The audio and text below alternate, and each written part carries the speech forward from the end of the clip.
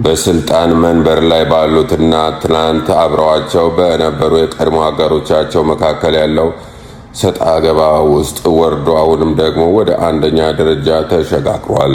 የቀድሞ የትግራይ ክልል ጊዜያዊ አስተዳደር ፕሬዝዳንት አቶ ጌታቸው ረዳ በህወሓት አመራሮችና በኤርትራው ፕሬዝዳንት ኢሳያስ አፈወርቂ መካከል ተፈጥሯል ያሉትን የጥፋት ቀመር በይፋ አጋልጠዋል።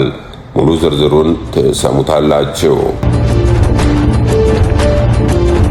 በተጨማሪም የደስታ ቀለማትና የደመቀ ባህል መግለጫ የነበረው አሸንዳ አሁን ሙሉ በሙሉ ወደ ጥቁር አልባሳትና የሐዘን እንባ ተቀይሯል። የተቃውሞ ማዕበል ድምፅ እየተሰማ ይገኛል። ሰላም ጤና ይስጥልን። ይህ የፈጠነ ሚዲያ ነው። ወቅታዊ ጉዳዮችን ይዘን ቀርበናል። አብራችሁን ቆዩ። ፈጠነ ጌታው ነኝ።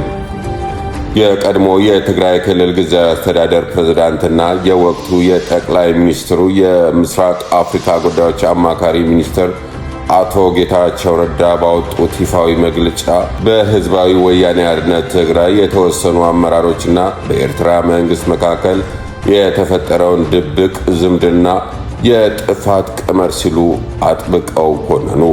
አቶ ጌታቸው ረዳ ለህዝብ ይፋ ባደረጉት በዚህ መግለጫቸው በአካባቢው እየተካሄደ ያለው የጦርነት ዝግጅት ያጋጠመውን አደጋ በማመልከት አንዣቦ በሚገኘው የጦርነት ዘመቻ ፊት ዝምታን መምረጥ በራሱ ከጥፋት ኃይሎች ጋር መተባበርና የጥፋቱ አካል መሆኑ ነው ሲሉ አስጠንቅቀዋል። እንደ አቶ ጌታቸው ረዳ ገለጻ የህወሓት አመራሮች ከኤርትራው ፕሬዝዳንት ኢሳያስ አፈወርቂና ከሌሎች የፖለቲካ ኃይሎች ጋር የመሰረቱትን ጥምረት በምንም አይነት መንገድ የፕሪቶሪያው የሰላም ስምምነት ለማስፈጸም ወይም የትግራይ ህዝብ ጥቅም ለማስጠበቅ የተደረገ አይደለም። ይልቁንም የስልጣን ጥማትን ለማርካትና የፌዴራል መንግስቱን በኃይል ለመገልበጥ ያለም አደገኛ አካሄድ መሆኑን ገልጸዋል።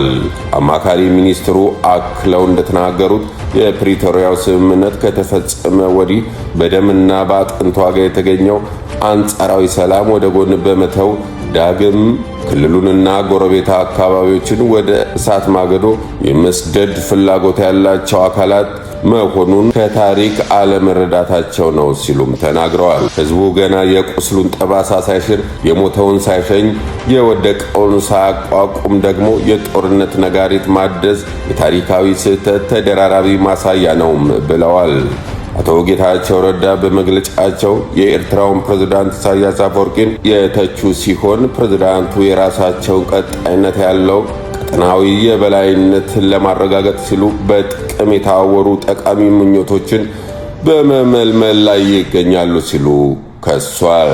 ፕሬዝዳንት ኢሳያስ የትግራይና የአማራ ህዝብ እንደ መጫወቻ ካርታ በመጠቀም በህዝቦች ደምና ህይወት ላይ ቁማር እየተጫወቱ እንደሚገኙ የጠቀሱት አቶ ጌታቸው ይህን አካሄድ ሁለቱም ህዝቦች እርስ በርስ በመገጫጨት በማዳከም የቀጠናውንና የሰላም ዘላቂነት ባለው መልኩ ለማፍረስ የተነደፈ ሴራ መሆኑን ተናግረዋል።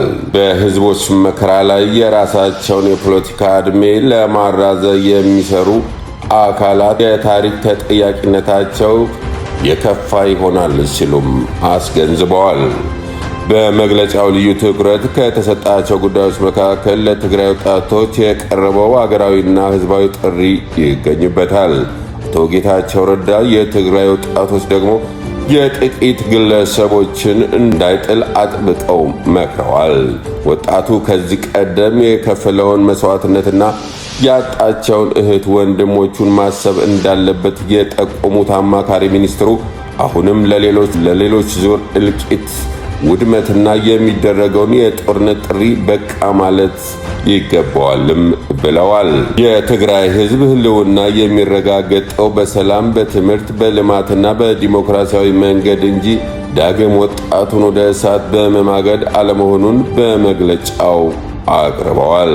አቶ ጌታቸው ረዳ የፌዴራል መንግስት የተጣለበትን የሰላምና የሀገር ህልውና የማስጠበቅ ኃላፊነት በቁርጠኝነት እንዲወጣ ጠይቀዋል።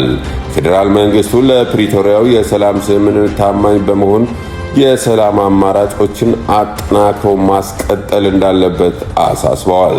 በተጨማሪም እንቅስቃሴዎችና የጦር መሳሪያዎች ዝውውሮችን በከፍተኛ ትኩረትና በጥብቅ እንዲጠበቁ እንዲሁም ህዝቡን ወደ አዲስ ግጭትና እልቂት የሚገፋ የጦርነት እንቅስቃሴ የሚያደርጉትንና ከውጭ ኃይሎች ጋር በመተባበር ሀገር ለማፍረስ የሚሰሩ ግለሰቦችን፣ ቡድኖችን በህግ ፊት ተጠያቂ እንዲሆኑ ብሎም በማንኛውም ሁኔታ ውስጥ የንጹሐን ዜጎች የህፃናትና የእናትነትን ደህንነት ቀዳሚ ትኩረት ተሰጥቶት በጥብቅ እንዲጠበቅ የተሰኙ ጥሪዎች አስተላልፈዋል።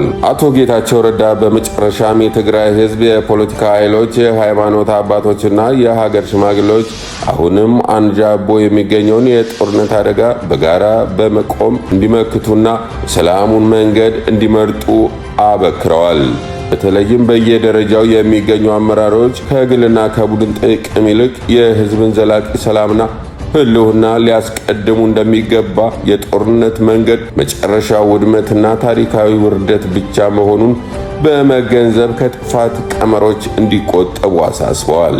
ይህ በእንዲህ እንዳለ ከወደ መቀሌ ህዝብ የተቃውሞ ድምፅ የተሰማውን ዝርዝር እንደሚከተለው እናቀርባለን። በመቀሌ ከተማ በተፈጸመው የወጣቷ ዘውዲቱ ሀፍቱ አሰቃቂ ግድያ ዙሪያ ይግባኝ ሰሚው ፍርድ ቤት ያስተላለፈውን የነጻ ስንብት ውሳኔ ተከትሎ በትግራይ ክልል የሚንቀሳቀሱ የሰብአዊ መብት ተሟጋጆችና በርካታ የማህበራዊ ሚዲያ ተጠቃሚዎች ጥቁር አሸንዳ በሚል ስያሜ አዲስ የኦንላይን ዘመቻ ማካሄድ ጀምረዋል።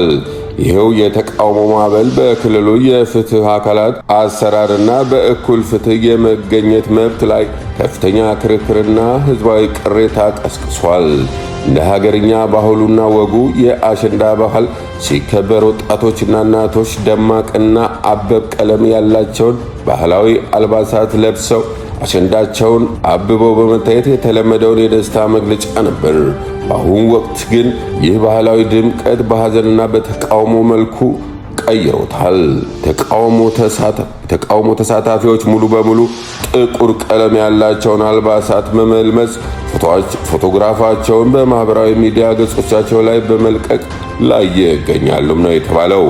የሰው ህልፈት እንደ ቅጠል ረግፎ ገዳይ በነጻ ሲሸኝ አሸንዳችን እንዴት ያብብ በሚል ምሬት የተሞላው ይህ የተቃውሞ እርምጃ ደስታን የሚያበስረው በዓል የቁጣና የሐዘን መግለጫ እንዲሆን አስገድዶታል። እነዚህ የማህበራዊ ሚዲያ ገጾች ላይ የሚለቀቁ ምስሎች ብላክ አሸንዳ ወይም ጥቁር አሸንዳ በሚል በሃሽታግ የሚታጀቡ ሲሆን አብዛኛዎቹ ተሳታፊዎች በወጣት ዘውዱ ሀፍቱ ግድያ ላይ ትክክለኛና ነጻ የሆኑ ፍትህ እንዲረጋገጥ የሚጠይቁ መግለጫዎችንና መልእክቶችን ይዘዋል። ባህላችን የደስታ ብቻ ሳይሆን የበደልና የፍትህ እጦት መጮኸያም ነው የሚል አንድምታ እንዳለውም ነው የጠቀሱት። በክልሉ በማህበራዊ ሚዲያ ከተደረጉት ተቃውሞዎች በግንባር ቀደምነት ትኩረት ከሳበው መካከል አንዱም ሆኗል ነው የተባለው። የቀጠናው ሰላምና የዜጎች ደህንነት አሁንም በፖለቲካ ቁማርተኞች እጅ ላይ ይገኛል። መረጃውን ላይክና ሼር በማድረግ ለሌሎች እንዲደርስ እንድታደርጉ እንጋብዛለን። በሌላ ዜናዎች እንገናኛለን። መልካም ጊዜ ይሁንላችሁ።